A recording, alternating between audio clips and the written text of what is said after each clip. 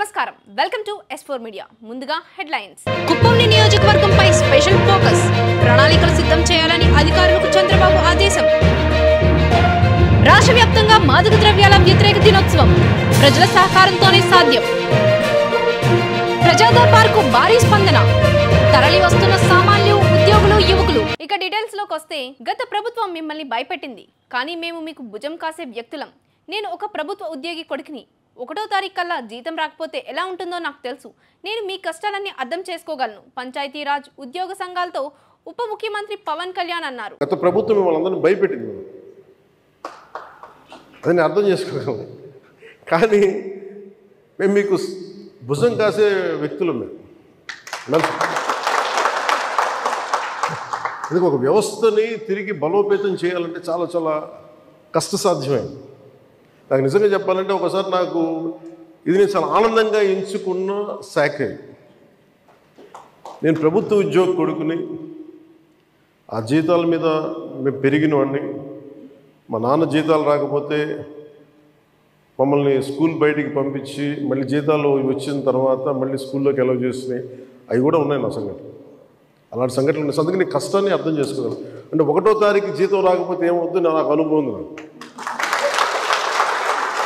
అలాగే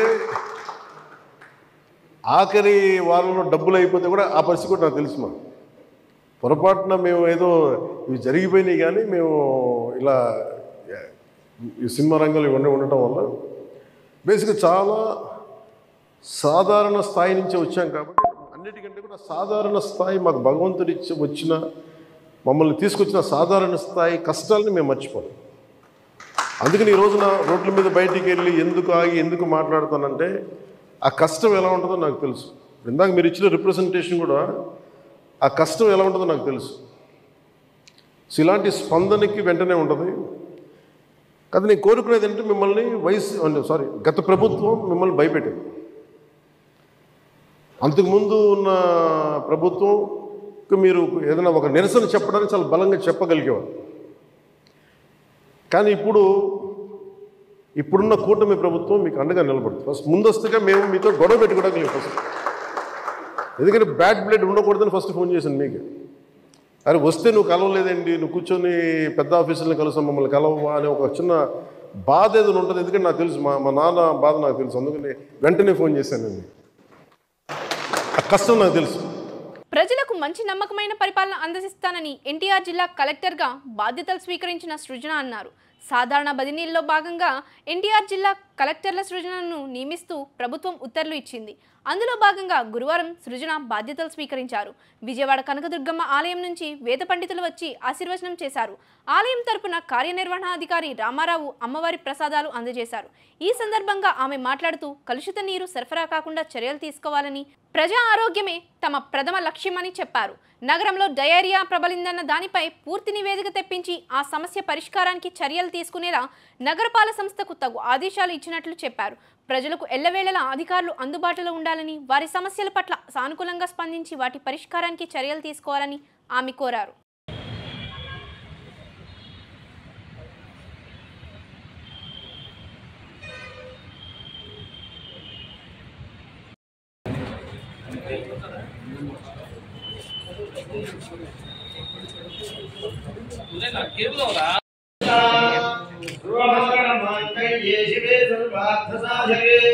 शरण्ये त्र्यंबके गौरीनारायणे नमोस्तुते शरणागत दीनाथ परित्राणपरायणे सर्वस्याप्य हरे देवी नारायणे नमोस्तुते सर्वबाधाप्रशमनत्रैलोक्य देवी भगवती सा भगवान् विश्व मोहाय महामाया प्रयच्छति दुर्गे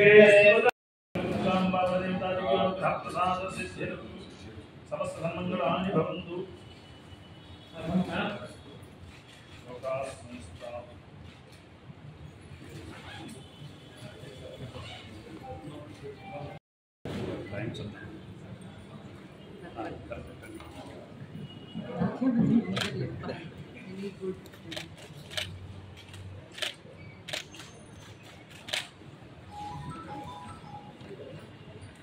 Next.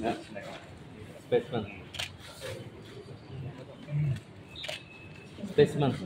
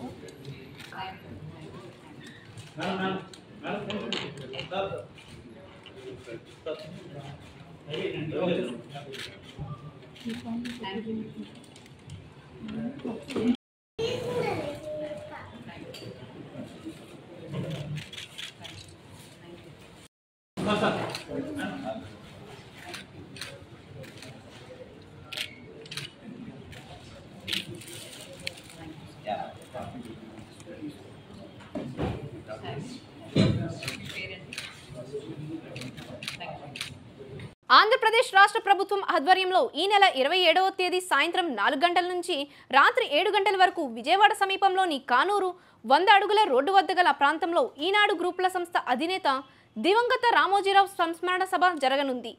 ఈ సంస్మరణ సభ ఏర్పాట్లపై రాష్ట్ర సచివాలయంలో రాష్ట్ర మైన్స్ అండ్ జియాలజీ ఎక్సైజ్ శాఖ మంత్రులు కొల్లు రవీంద్ర, రాష్ట్ర సమాచార పౌర సంబంధాలు గృహ నిర్మాణ శాఖ మంత్రులు కె పార్థసారథి, రాష్ట్ర పౌర సరఫరాల శాఖ మంత్రి నాదెండ్ల మనోహర్, వైద్య ఆరోగ్య శాఖ మంత్రి సత్యకుమార్ యాదవ్, రాష్ట్ర జలవనరుల శాఖ మంత్రులు నిమ్మల రామానాయుడుతో కూడిన మంత్రుల బృందం అధికారులతో సమీక్షించింది. ఈ సందర్భంగా వివిధ శాఖల వారీగా చేపడుతున్న ఏర్పాట్లను మంత్రుల బృందం సమీక్షించింది. రాష్ట్ర ముఖ్యమంత్రి ఎన్ చంద్రబాబు నాయుడు సహా పలువురు మంత్రివర్గ సభ్యులు, కేంద్ర మంత్రులు, ఇతర ప్రజాప్రతినిధులు, సినీ పత్రిక, మీడియా, వ్యాపార, వాణిజ్య రచయితలు సహా పలు రంగాలకు చెందిన ప్రముఖులు సుమారు 7,000 మందికి పైగా ఈ సంస్మరణ సభకు హాజరు కానున్న నేపథ్యంలో ఈ కార్యక్రమాన్ని విజయవంతం చేసేందుకు విస్తృతమైన ఏర్పాట్లు చేయాలని మంత్రుల బృందం అధికారులను ఆదేశించింది. ఈ సమావేశంలో కృష్ణా జిల్లా కలెక్టర్ బాలాజీ, ఎన్టీఆర్ జిల్లా సంయుక్త కలెక్టర్ జి సంపత్ కుమార్ ఈ సంస్మరణ సభకు సంబంధించి చేస్తున్న పలు ఏర్పాట్లను మంత్రులకు వివరించారు. ముఖ్యంగా ప్రధాన వేదిక, దాని ప్రాంగణంలో చేస్తున్న ఏర్పాట్లను, హాజరు కానున్న ప్రముఖులకు సంబంధించి చేస్తున్న వసతి, రవాణా, ఇతర ఏర్పాట్లు తదితర అంశాలపై వివరించారు. దివంగత రామోజీరావు జీవిత చరిత్రకు సంబంధించిన ఫోటో ఎగ్జిబిషన్తో పాటు ఆడియో, వీడియో ప్రదర్శన వంటివి ఏర్పాటు చేయడం జరుగుతుందని తెలిపారు. ఈ సమావేశంలో సమాచార శాఖ అదనపు సంచాలకులు ఎల్ స్వర్ణలత, జాయింట్ డైరెక్టర్లు టి కస్తూరిబాయి, ఎస్ సూర్యచంద్రరావు తదితరులు పాల్గొన్నారు. ముఖ్యమంత్రి నారా చంద్రబాబు నాయుడు సారథ్యంలో కూటమి ప్రభుత్వం ప్రజా సంక్షేమం, అభివృద్ధి ప్రజలు ఆశించిన మేరకు చేస్తుందని మంత్రి డాక్టర్ డోలా శ్రీ బాలవీరాంజనేయ స్వామి అన్నారు. రాష్ట్ర సచివాలయం 3వ భవనం మొదటి అంతస్తులో కుటుంబ సభ్యులతో పూజా కార్యక్రమాలు నిర్వహించిన అనంతరం సాంఘిక సంక్షేమ, వికలాంగులు, వయోవృద్ధుల సంక్షేమ, గ్రామ సచివాలయ వాలంటీర్ల శాఖ మంత్రిగా పదవీ బాధ్యతలు స్వీకరించారు. తనపై నమ్మకంతో ముఖ్యమంత్రి అప్పగించిన ప్రజా సంక్షేమ బాధ్యతలను సమర్థవంతంగా నిర్వహిస్తానని తెలిపారు.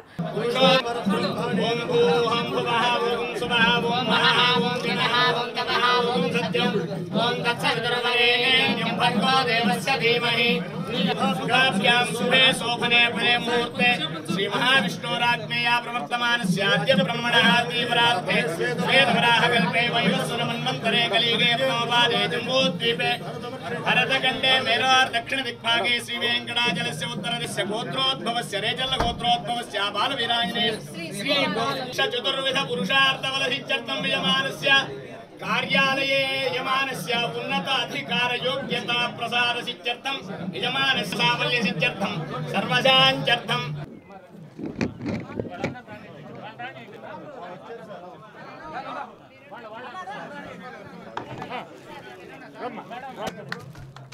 रोचनो रोचमान शोभन शोभमान कल्याणिरस्तु राजद्वारे राजसम्मुखे सर्वकार्य अनुकूल्यता सिद्धिरस्तु सर्वत्र दिग्विजय प्राप्तिरस्तु योग्यता प्रसाद सिद्धिरस्तु राष्ट्राभिवृद्धिरस्तु दिनं सुदिनं तदेव ताराबलं चन्द्रबलं तदेव ध्रुवन्ते राजा वरुणा ध्रुवन्तेव बृहस्पतिः ध्रुवन्त इन्द्रश्चाग्निश्च राष्ट्रं धारयता ध्रुवं ध्रुवेण हविषाभिसोमो मृषामसे अधो बलिहृतस्करतु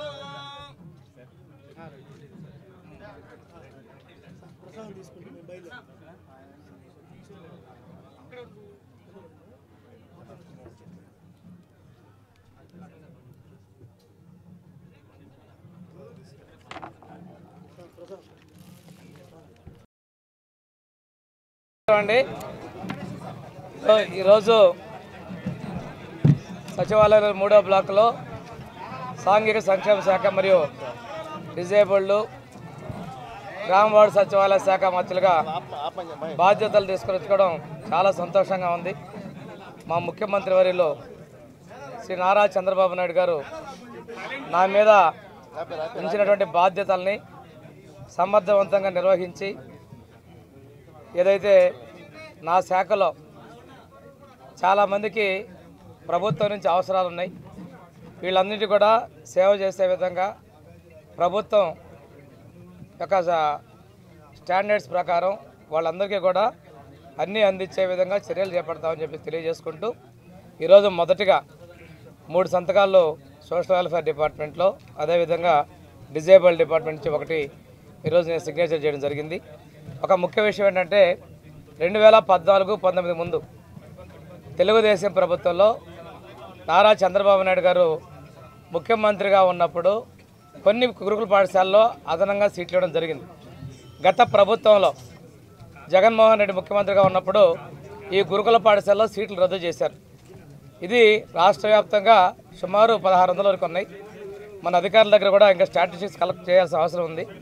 మా నియోజకవర్గంలోని సింగరాయకొండ డాక్టర్ బిఆర్ అంబేద్కర్ గురుకుల పాఠశాలలో 2020లో బైపీసీలో 40, ఎంపీసీలో 40, 80 సీట్లు రద్దు చేశారు. తిరిగి ఆ సీట్లను పునరుద్ధరిస్తూ ఈరోజు సంతకం పెట్టడం జరిగింది. అదేవిధంగా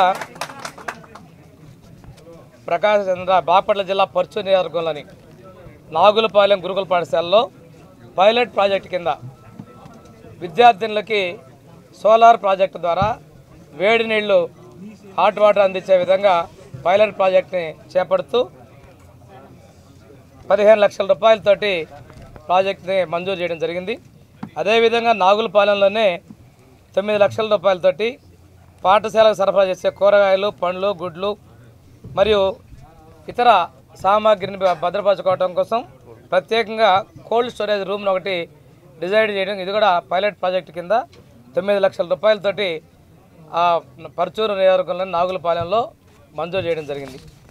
ఎన్టీఆర్ విగ్రహం సాక్షిగా చెప్తున్నా, ఎవడైనా కుప్పంలో రౌడీ చేశారో చేద్దామని అనుకుంటారో వాళ్ళకి అదే చివరి రోజు అవుతుందని చంద్రబాబు హెచ్చరించారు. ముఖ్యమంత్రిగా బాధ్యతలు స్వీకరించిన అనంతరం కుప్పం పర్యటనకు వెళ్లిన చంద్రబాబు ఘన స్వాగతం లభించింది. అడుగడుగున ప్రజలు నీరాజనాలు పలికారు. నాకు ఎవరి మీద కోపం లేదు, మీ మీద అభిమానం ఉంది. అందుకే చెప్తున్నా, కుప్పం ఒక ప్రశాంతమైన ప్రాంతం అవునా కాదా అని మిమ్మల్ని అడుగుతున్నా. మీకు ప్రశాంతత కావాలనా లేదా అని అడుగుతున్నా. ఈరోజు మీ తరపున ఈ యొక్క ఎన్టీఆర్ మెమోరియల్, ఎన్టీఆర్ విగ్రహం సాక్షిగా చెప్తున్నా, ఎవడైనా కుప్పంలో రౌడిజం చేశారో చేస్తారు, అదే కడపటి రోజు అవుతుంది. మీకు జాగ్రత్త. రౌడీజం గాని, గంజాయి గాని, అక్రమ వ్యాపారాలు గాని ఈ ప్రశాంతమైన పవిత్రమైన కుప్పంలో చేయడానికి వీలు లేదు. అందరూ ఏకగ్రీవంగా ఆమోదిస్తారా లేదా అని మిమ్మల్ని అడుగుతున్నా. గట్టిగా చప్పట్లు కొట్టి కూడా చెప్పండి ఆమోదిస్తామని. రాష్ట్ర రోడ్డు భవనాల పెట్టుబడులు మౌలిక సదుపాయాల శాఖ మంత్రిగా బీసీ జనార్దన్ రెడ్డి బాధ్యతలు స్వీకరించారు. ఈ మేరకు బుధవారం రాష్ట్ర సచివాలయంలో వేద పండితులు వేదాశీర్వచనాల మధ్య మంత్రిగా బాధ్యతలు స్వీకరించారు. ఈ సందర్భంగా మంత్రి మీడియాతో మాట్లాడుతూ 2014-19లో R&B శాఖకు బడ్జెట్లో 14,970 కోట్ల రూపాయలు కేటాయించగా 12,064 కోట్లు ఖర్చు చేయడం జరిగిందని, అనగా 80% ఖర్చు చేసినట్లు చెప్పారు.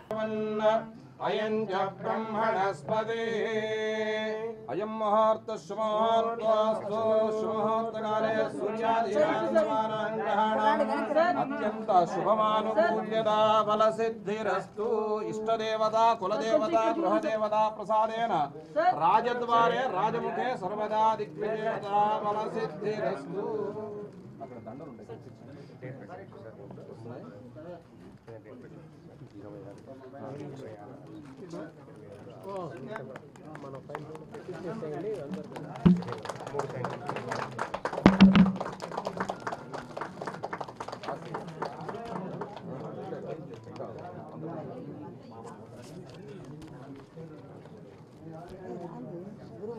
వెనక్కి రండి, కొంచెం ప్లేస్ ఇవ్వండి.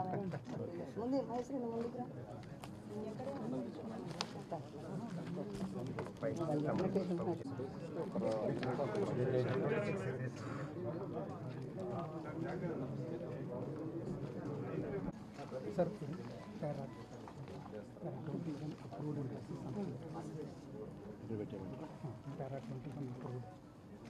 సార్ చేతి లెఫ్ట్ హ్యాండ్ థ్యాంక్ యూ.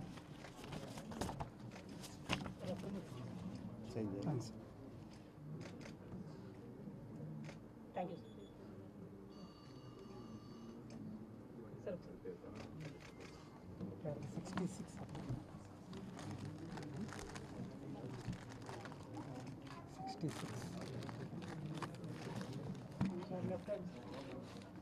66 అడ్డం వస్తుందా?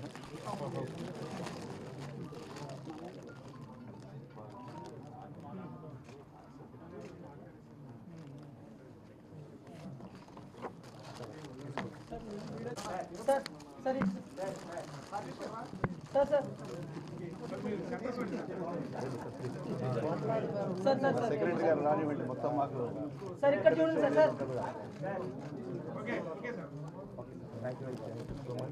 సార్ మీడియాతో మాట్లాడితే వెళ్ళిపోతాం, ఫ్రీగా ఉంటాయి.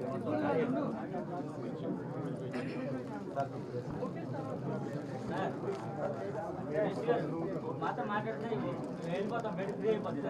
ఒక్క నిమిషం ముగ్గురు సెక్రటరీ ఒక్క 3 పర్సన్స్. ఈ కార్యక్రమానికి వచ్చినటువంటి మీకు అందరికీ కూడా ప్రత్యేకమైనటువంటి ధన్యవాదాలు తెలియజేస్తా ఉన్నాను. ఈరోజు రహదారు భవనాల శాఖ, అదేవిధంగా పోర్ట్స్ అండ్ ఎయిర్పోర్ట్స్ అన్నిటికీ కూడా సంబంధించినటువంటి శాఖలు కూడా ఈరోజు ఛార్జ్ తీసుకొని ఇక్కడ ఆఫీసులో ఛార్జ్ తీసుకోవడం జరిగింది. గౌరవ ముఖ్యమంత్రి శ్రీ నారా చంద్రబాబు నాయుడు గారి బాధ్యతతో నాకు ఒక బాధ్యతను ఒప్పజెప్పారు. గౌరవనీయులైనటువంటి ముఖ్యమంత్రి గారి బాధ్యతలు చెప్పినాడో అవన్నీ కూడా సక్రమంగా చేసి ఈరోజు ఈ యొక్క ప్రతి కార్యక్రమాన్ని దిగ్విజయం చేస్తానని ప్రమాణం చేస్తూ ఉన్నాను.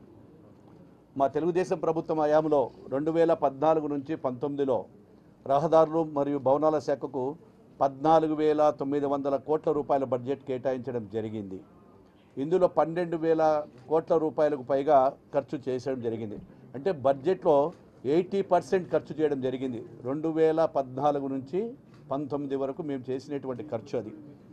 గడిచిన వైసీపీ ప్రభుత్వంలో అంటే 2019 నుంచి 24 వరకు ఈ యొక్క R&B శాఖకు 19,428 కోట్ల రూపాయలు బడ్జెట్ కేటాయించారు.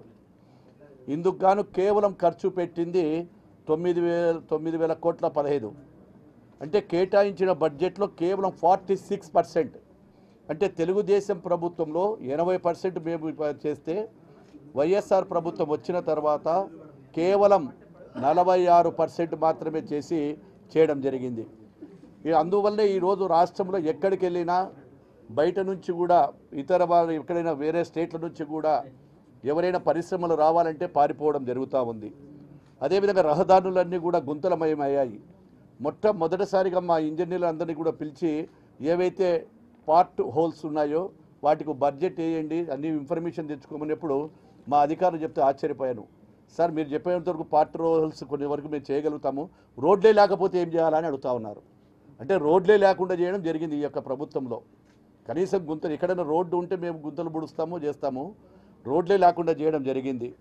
అదేవిధంగా గత ప్రభుత్వంలో చేసినటువంటి కాంట్రాక్టర్లకు కూడా 2,261 కోట్ల రూపాయలు ఇంకా కాంట్రాక్టర్లకు ఇవ్వవలసిన బాధ్యత మళ్ళీ మా మీదకే రావడం, మమ్మల్ని ఇబ్బందులకు నెట్టడం కూడా జరుగుతూ ఉంది. ఇప్పుడు ఎవరైనా కాంట్రాక్టర్లు కూడా చాలామందిని పిలిచి ఎందుకు ఈ పనులు చేయకుండా ఉన్నారు, చేయండి అని రిక్వెస్ట్ చేస్తే కూడా గత ప్రభుత్వం మీద నమ్మకాలు పోయినాయి. ఇటువంటి పరిస్థితుల్లో మేము ఆత్మహత్యలు చేసుకోవడమే తప్ప మాకు వేరే లేదు అక్కడ. కాబట్టి మేము రావాలంటే భరోసా కల్పించండి మాకు అని వారందరూ కూడా కొంతమంది కాంటాక్టర్లు నేను పర్సనల్గా కలిసినప్పుడు చెప్పడం జరిగింది. పశ్చిమ గోదావరి జిల్లా తాడేపల్లిగూడెంలో Janasena MLA Bolisetti Srinivas press meet నిర్వహించారు. శ్రీనివాస్ మాట్లాడుతూ వైఎస్ జగన్మోహన్ రెడ్డిపై వైనాట్ 175ని ప్రగల్భాలు పలికిన నీకు ప్రజలు 11 సీట్లతో సరిపెట్టారు. నేను తలుచుకుంటే ప్రతిపక్ష హోదా కూడా ఉండదని చెప్పినా నీకు ప్రతిపక్ష హోదా కూడా ఆంధ్రప్రదేశ్ ప్రజలు ఇవ్వలేదని ఏం ముఖం పెట్టుకుని నీవు మాట్లాడుతున్నావని, ప్రజలకు పప్పు బెల్లాలు పంచి నీవు మొత్తం దోచుకున్నావని, నీవు అవినీతి చేయడం వల్లే రాష్ట్రం అప్పుల ఊబిలో కురికిపోయిందని, ప్రజల డబ్బుని పథకాల పేరుతో నీ పేరు పెట్టుకోవడం సరికాదు, మేము అటువంటి పని మా ప్రభుత్వం చేయదు అని చెప్పారు. మాజీ ముఖ్యమంత్రి జగన్మోహన్ రెడ్డి గారు వైనాట్ 175 నుంచి 11 సీట్లు వచ్చినటువంటి వ్యక్తి 151 నుంచి 11కు దిగజారి ఇవాళ ప్రతిపక్ష హోదా అయినా ఇవ్వండి అనే స్టేజ్కి వచ్చాడంటే మీరు అర్థం చేసుకోవాలి. రాష్ట్ర ప్రజలు ఎవరిని ఎప్పుడు ఎక్కడ కూర్చోబెట్టాలో అక్కడ కూర్చోబెడతారు. ఇదివరకు ఆయనే అన్నాడు, నేను తలుచుకుంటే నువ్వు ప్రతిపక్ష హోదా కూడా లేకుండా చేసేస్తానని చెప్పి. మరి ఏం మొగబెట్టుకు అడుగుతారో నాకు తెలియదు. మరి అది పెద్ద రెండో పార్టీగా ఉన్న జనసేన పార్టీ కాబట్టి జనసేన పార్టీకే అది ఏదైనా ప్రతిపక్షమైన స్వపక్షమైన అతిపెద్ద పార్టీగా గుర్తింపు ఉంటుంది. అంతే తప్ప జగన్మోహన్ రెడ్డి గారికి ఆయనకి ప్రతిపక్ష హోదా లభించే అవకాశం లేదు రాజ్యాంగం ప్రకారం. అది ఇవ్వాలా ఇవ్వక్కర్లేదన్నది సభాపతి గారు ముఖ్యమంత్రి గారు అందరూ ఆలోచించి చేయవలసిన అవసరం ఉంది. అయినా ఆయన అమాయకుడిలా మాట్లాడుతూ ఉన్నాడు. రాష్ట్రాన్ని ఒక పక్కన దోచేసి ప్రజలకు పప్పు బెల్లాలు పంచి రాష్ట్రంలో కొండలు నదులు గుట్టలు ఇసుక లెక్కరు మట్టి మశానం అంతా అమ్మేసుకున్నటువంటి ముఖ్యమంత్రి నువ్వు ఎందుకు ఓడిపోయో తెలియదా?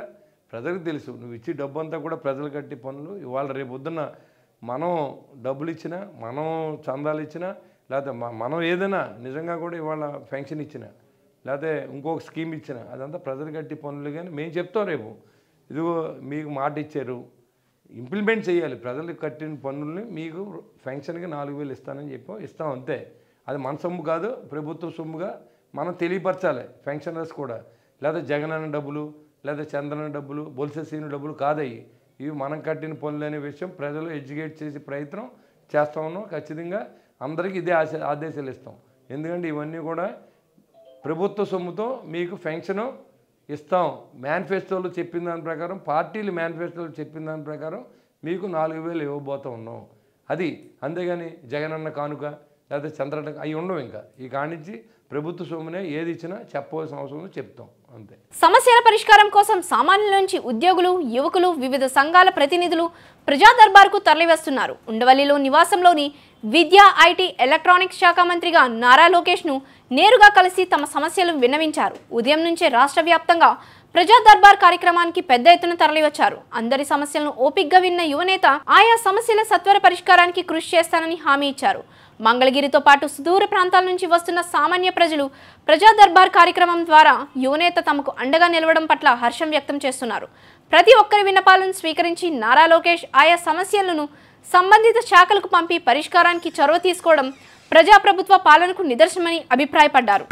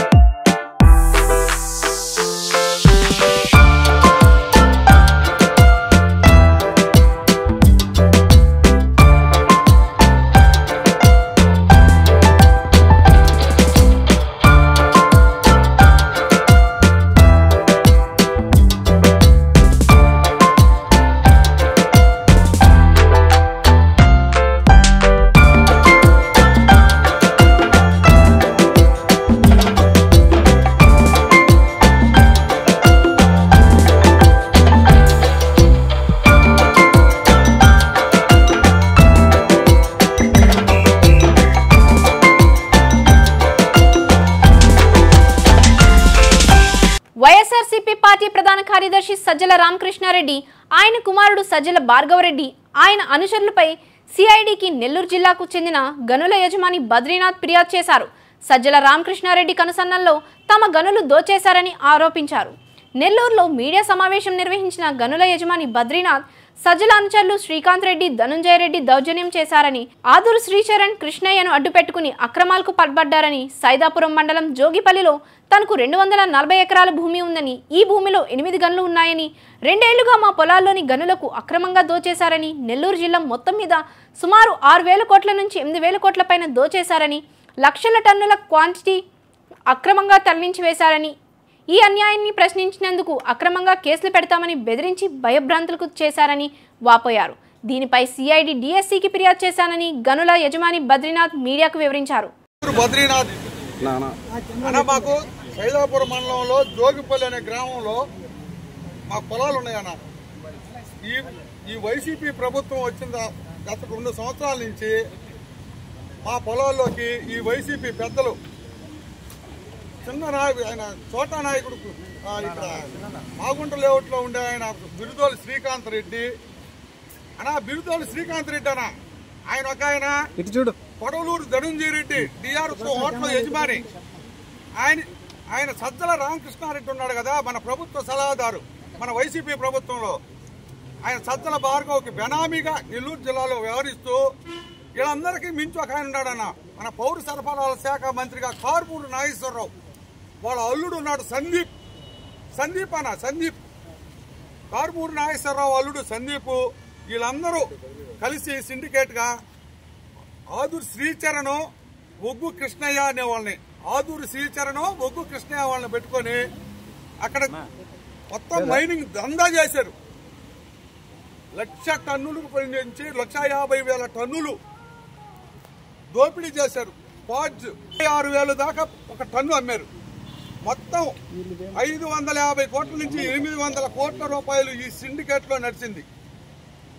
వీళ్ళు చేసిన పనులు, వీళ్ళు అక్కడ ఒక పిల్ల నాయకుల్ని పెట్టుకొని వాళ్ళందరూ పిల్ల నాయకుల్ని, ఈ పెద్ద నాయకుల్ని మించిపోయేటట్టు పిల్ల నాయకులు కూడా తయారైపోయారు అక్కడ. ఇదంతా కాదు, పెద్ద మొత్తం మన నెల్లూరు జిల్లా 6,000 నుంచి 8,000 కోట్లు దోపిడీ జరిగింది. ఇది 6,000 నుంచి 8,000 కోట్లు దోపిడీ. ఎవరు? బిరుదోలు శ్రీకాంత్ రెడ్డి, డిఆర్ఎస్ హోటల్ ధనుంజయ రెడ్డి, సజ్జల రామకృష్ణారెడ్డి వాళ్ళ కొడుకు సజ్జల భార్గవ్, వీళ్ళందరి సమక్షంలో కార్మూరు నాగేశ్వరరావు, ఆయన ఎక్కడో ఈస్ట్ గోదావరిలో ఉంటాడు, ఆయన అల్లుడు సందీప్ నెల్లూరు మీద గద్దలాల వాలేరు. వీళ్ళందరూ మా సొంత పొలాల్ని తీసుకున్నారు. అయ్యా ఏందయ్యా అంటే మా మీద రౌడీ షీటర్ ఓపెన్ చేయమన్నాడు. ఆత్మకూరు డిఎస్పీ గారి దగ్గర మా పిల్లకాయల మీద కేసులు పెట్టారు. చేశారన్నా వీళ్ళందరూ. కడుపు మంటనా ఇచ్చారన్నా అన్నకి, జగన్ అన్నకి ఇచ్చారు. నవరత్నాలకి 9 సీట్లు ఆయనకు ఒకటి, ఇసుక దందా చేసిన దానికి ఒకటి, లిక్కర్ దందా చేసిన దానికి ఒకటి, ఆయనకి ఇచ్చిన సీట్లు అయ్యి. వీళ్ళు కానీ మళ్ళీ కానీ ప్రభుత్వంలో ఉంటే కిడ్నీలతో కూడా కిడ్నీలతో కూడా లాగేస్తారు. ఈవెన్ మేము మీడియా వాళ్ళని మీరే అనుకోబాక, మీ కూడా లాగేస్తారు వాళ్ళు. ఎవరే వదిలిపెట్టుండ్రు. దేవుడు మన అందరి వద్దు, దేవుడు ఉండి ప్రభుత్వం మారి ఈరోజు మనం ప్రశాంతంగా ఉన్నాం. వీటన్నిటికి మించి వీటన్నిటి మీద నేను సిఐడి డిఎస్పీ గారిని కలిసి దీని మీద కంప్లైంట్ ఇచ్చా. వీళ్ళందరి మీద కంప్లైంట్ ఇచ్చా. వాళ్ళు సార్ మీరు న్యాయం చేయండి, ఇంతకుముందు మాకు అన్యాయం జరిగింది, మీరు న్యాయం చేయాలి అని వాళ్ళు వేడుకున్నాం. ఏం చెప్పారు సార్ వాళ్ళు? మేము దాని మీద ఎంక్వైరీ చేస్తామండి, ఎంక్వైరీ చేసి మేము హెడ్ ఆఫీస్కి పంపించి మీకు అందరికి న్యాయం చేస్తాము, మీరేమి దిగులు పడద్దు, పోయినసారిలాగా ఉండదు, మేము ఉన్నాము అని చెప్పి హామీ ఇచ్చారు మన డిఎస్పీ గారు. ఇది 3. పశ్చిమ గోదావరి జిల్లా తణుకులో ప్రైవేటు ఆసుపత్రులపై జిల్లా వైద్య ఆరోగ్య శాఖ అధికారులు మంగళవారం దాడులు నిర్వహించారు. పట్టణంలోని ఆరోగ్య హాస్పిటల్ ఆసుపత్రుల్లో తనిఖీలు నిర్వహించిన జిల్లా వైద్య ఆరోగ్య శాఖ అధికారి ఉమామహేశ్వరరావు పలు రికార్డులను తనిఖీ చేశారు. నిబంధనలకు విరుద్ధంగా వ్యవహరిస్తున్నారని ఆరోపణలపై దాడులు నిర్వహించామని డ్యూటీ డాక్టర్లు లేకుండా హాస్పిటల్ నిర్వహిస్తున్న అధికారులు చెబుతున్నారు. అటువంటి వారిపై తగు చర్యలు తీసుకుంటామన్నారు.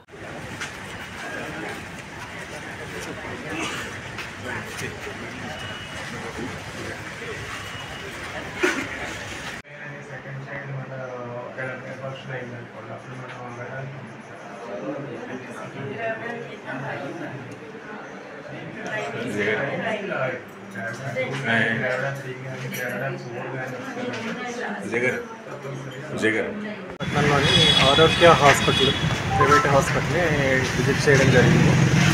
రొటీన్ విజిట్స్లో ఈ హాస్పిటల్ విజిట్ కూడా చేశాము. అందులో ఏంటంటే ల్యాబ్స్ మనకైతే కనిపిస్తున్నాయి క్లియర్గా. ఏంటంటే వీళ్ళు రిజిస్ట్రేషన్ చేసుకున్నప్పుడు ఉన్నటువంటి డాక్టర్ గారి పేరు ఒకటి, ఇప్పుడు వీళ్ళు చెప్తున్నటువంటి డాక్టర్స్ పేరు ఒకటి. అలాగే ఏంటంటే వీళ్ళ దగ్గర ఉన్నటువంటి మిగతా స్పెషలిస్టులు కూడా ఇక్కడ వస్తున్నారు వీక్లీ వన్స్ అని చెప్తున్నారు. ఆ స్పెషలిస్ట్ డాక్టర్స్ కూడా ఏంటంటే మనకి రిజిస్ట్రేషన్లో కానీ రెన్యూల్లో కానీ చూపించలేదు. అలాగే స్టాఫ్ ఇక్కడికి ఉన్నప్పుడు ఏంటంటే వాళ్ళు మానేశారని చెప్తున్నారు. వీళ్ళు 19వ తారీఖు వరకు కూడా ఓపీ రాస్తుంది, తర్వాత లేదు. అంతకుముందు డాక్టర్స్ పర్టికులర్స్ కూడా మనకి క్లియర్గా లేవు. కాబట్టి ఏంటంటే వీళ్ళకి నోటీస్ అనేది ఇవ్వడం జరుగుతుంది. ఎవరైనా సరే ప్రైవేట్ హాస్పిటల్లో రిజిస్ట్రేషన్లో ఖచ్చితంగా ఏ డాక్టర్స్ అయితే వస్తారు అని చెప్పి వాళ్ళు మెన్షన్ చేస్తారో వాళ్ళు ఖచ్చితంగా మనకి ఇక్కడ అటెండ్ అవ్వడం అనేది జరగాలి. వాళ్ళకి బదులు వేరే వాళ్ళని ఎవరైనా కనుక పెట్టుకునేటట్లయితే అది మోడిఫికేషన్లో తప్పనిసరిగా మాకు కంట్రోలింగ్ అథారిటీకి మాకు చెప్పాల్సినది ఉంటుంది. ఇక్కడ ఏంటంటే వీళ్ళు ఎటువంటి ఇన్ఫర్మేషన్ అనేది ఇవ్వలేదు. అలాగే ఇప్పుడు వచ్చినప్పుడు ఏంటంటే హాస్పిటల్ కూడా బోర్డు పెట్టుంది షిఫ్ట్ చేస్తున్నామని చెప్పేసి. అలాగే హాస్పిటల్ షిఫ్ట్ అవుతుంది అన్నప్పుడు కూడా మాకు అట్లీస్ట్ అంటే ముందుగానే 1 month బిఫోర్గానే మేము షిఫ్ట్ చేసుకుంటున్నాము, లొకేషన్ చేంజ్ అయినా, అడ్రస్ చేంజ్ అయినా, డాక్టర్స్ చేంజ్ అయినా, లేదా అందులో ఉన్న మిషనరీ ఏదైనా చేంజ్ అయినా కూడా తప్పనిసరిగా మాకు డిస్ట్రిక్ట్ లెవెల్లో మాకు PCPNDT యాక్ట్ చూసేటువంటి ఆ కంట్రోలింగ్ అథారిటీకి డిపార్ట్మెంట్కి ఇంటిమేషన్ అనేది ఇవ్వాలి తప్పనిసరి. ఇక్కడ ఏంటంటే అటువంటి ఏమీ ఇవ్వకుండా వీళ్ళు మాకు తెలియపరచకుండా కూడా షిఫ్ట్ చేస్తున్నామంటారు. కాబట్టి వీళ్ళకి నోటీస్ అనేది ఇవ్వడం జరుగుతుంది. ఆ నోటీస్ని బేస్ చేసుకొని వాళ్ళు ఇచ్చిన దాన్ని బట్టి తదుపరి చర్యలు తీసుకోవడం అనేది కూడా జరుగుతుంది. గండేపల్లి మండలం తాళ్లూరులోని పుష్కర కాల్వకు అనుసంధానంగా ఉన్న తాళ్లూరు లిఫ్ట్ ఇరిగేషన్ అధికారులు వై జగదీష్, సిహెచ్ రామలక్ష్మి పుష్కర నిర్మాణంలో భాగస్వామ్యులైన మెగా కంపెనీ PM మురళి రైతులతో కలిసి పరిశీలించారు.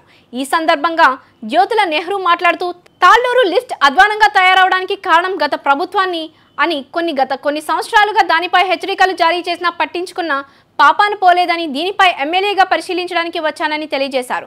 ప్రస్తుతం ఉన్న PS పైపుల స్థానంలో MS పైపులు వేసి పూర్తి స్థాయిలో మరమ్మతులు చేయడానికి 49 కోట్లు అవసరం అవుతాయని, కానీ ప్రభుత్వం ఇప్పుడే ఏర్పడడం, నిధులు సమకూర్చడానికి ఇంకా టైం ఉండడంతో సంవత్సర కాలంలో ముఖ్యమంత్రి చంద్రబాబుతో నిధులు సమకూర్చుకుని పని పూర్తి చేస్తానని, అప్పటి వరకు రైతులు తమ బోర్లు, చెరువులు వర్షధార మీద పండించుకునే రైతులు తప్ప పుష్కర లిఫ్ట్పై ఆధారపడి పంటలు వేసుకునే వారు దీనిపై ఆధారపడవద్దని తెలియజేశారు. వనరులతోటి వ్యవసాయం చేసేటటువంటి వారు అంటే బోర్లు కానీ చెరువులు కానీ ఎలాగ తప్పని పరిస్థితుల్లో ఇంక ఊడిపోయి మనం వరి వ్యవసాయమే చెయ్యాలి అనుకున్నటువంటి భూములన్నిటినీ కూడా మీరు వరి వ్యవసాయం చేయడానికి ఉపక్రమించినా ఈ తాళ్లూరు లిఫ్ట్ మీద మాత్రం ఈ సీజన్కి ఆధారపడి మాత్రం ఈ నీరు వస్తుందనే ఆశతోటి ఏ ఒక్కరూ కూడా వరి వ్యవసాయం చెయ్యొద్దు అని చెప్పేసి రైతాంగ సోదరులు మాత్రం వాళ్ళ శ్రేయస్సు దృష్ట్యా నేను మనవి చేసుకుంటున్నాను. ఎందుకంటే సుమారు 25-30 వేలు అయిపోతుంది ఎకరానికి పెట్టుబడి. చివరి దశలో లాస్ట్ ఇయర్ ఏమైంది, మనకి 30,000 ఎకరం ఇలా కొడవలేయకుండా పోయినటువంటి పరిస్థితి. పొట్ట మీద ఎన్నులు పైకెక్కి కూడా గింజ తయారవనటువంటి పరిస్థితుల్లో నష్టపోయాం. అంటే ఒక్క తడి లేక. అదే పరిస్థితులు ఇవాళ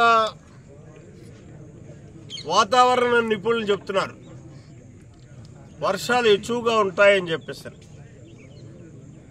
అయినప్పటికీ వర్షాలు ఎక్కువగా ఉంటాయంటే ఎప్పుడు ఉంటాయి? ఏదైనా ఒక డ్రై స్పెల్ తగిలితే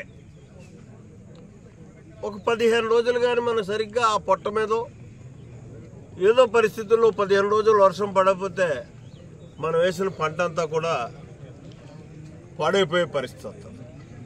అంతర్జాతీయ మాదక ద్రవ్యాల అక్రమ వినియోగ వ్యతిరేక దినం సందర్భంగా మ్యారిస్టెల్లా కాలేజ్ విద్యార్థులు, యాజమాన్యం, NDOలు, పటమట పోలీస్ సిబ్బంది, మహిళా పోలీసులు కలిసి భారీ ర్యాలీ మ్యారిస్టెల్లా కాలేజ్ నుంచి బెన్ సర్కిల్ వరకు నిర్వహించడం జరిగింది. ఈ కార్యక్రమంలో central ACP Bhaskar Rao, Gunadala CI Vasireddy, Srinu పాల్గొన్నారు.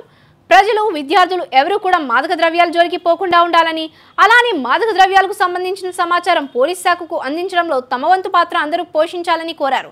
సమాచారం అందించే వారి వివరాలు గోప్యంగా ఉంచుతారు అని కోరడం జరిగింది.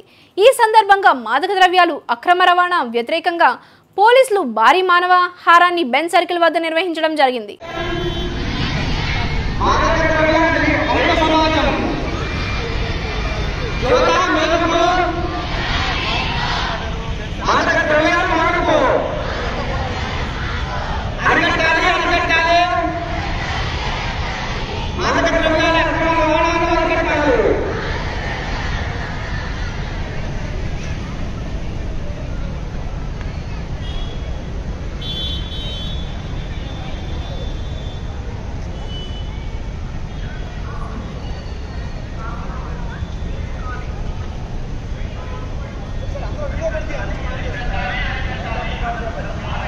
పేదరిక నిర్మూలనకు కుప్పం నియోజకవర్గం నుంచే శ్రీకారం చుట్టబోతున్నామని ముఖ్యమంత్రి నారా చంద్రబాబు నాయుడు స్పష్టం చేశారు.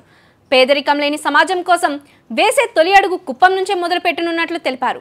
పేదరికం లేని గ్రామం, పేదరికం లేని మండలం, పేదరికం లేని నియోజకవర్గంగా ముందు కుప్పాన్ని తయారు చేస్తామన్నారు.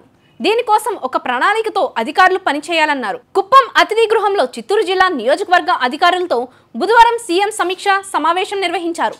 రానున్న రోజుల్లో అమలు చేయబోయే ప్రణాళికపై అధికారులకు దిశానిర్దేశం చేశారు. కుప్పం సమగ్ర అభివృద్ధికి యాక్షన్ ప్లాన్ సిద్ధం చేయాలని ఆదేశించారు. తన ప్రాధాన్యం, ఆలోచనలు, నిర్ణయాలకు అనుగుణంగా అధికారులు ప్రతిపాదనలు సిద్ధం చేసి పనులు ప్రారంభించాలని సూచించారు. సమీక్షలో చంద్రబాబు నాయుడు మాట్లాడుతూ కుప్పంలో రౌడీయిజం, హింస, గంజాయి అక్రమాలు ఎట్టి పరిస్థితుల్లో కనిపించకూడదు. రాజకీయ ప్రోద్బలంతో పెట్టిన తప్పుడు రౌడీ షీట్లు ఎత్తివేయండి.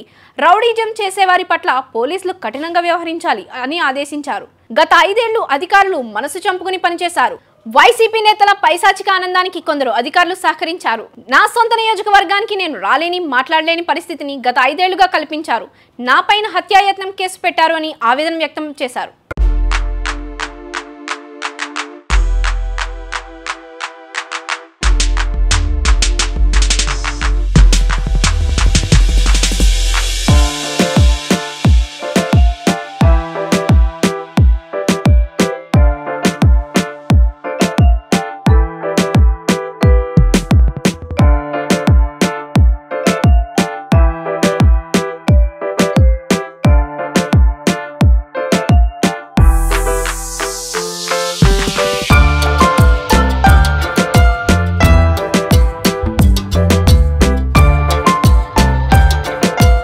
వార్తలు ముగించే ముందు హెడ్లైన్స్ మరోసారి. కుప్పం నియోజకవర్గంపై స్పెషల్ ఫోకస్, ప్రణాళికలు సిద్ధం చేయాలని అధికారులకు చంద్రబాబు ఆదేశం. రాష్ట్ర వ్యాప్తంగా మాదక ద్రవ్యాల వ్యతిరేక దినోత్సవం ప్రజల సహకారంతోనే సాధ్యం. ప్రజా దర్బార్కు భారీ స్పందన, తరలి వస్తున్న సామాన్యులు, ఉద్యోగులు, యువకులు. ఈ వార్తలు ఇంతటితో సమాప్తం. నమస్కారం. తిరిగి రేపటి బులెటిన్లో మళ్ళీ కలుద్దాం.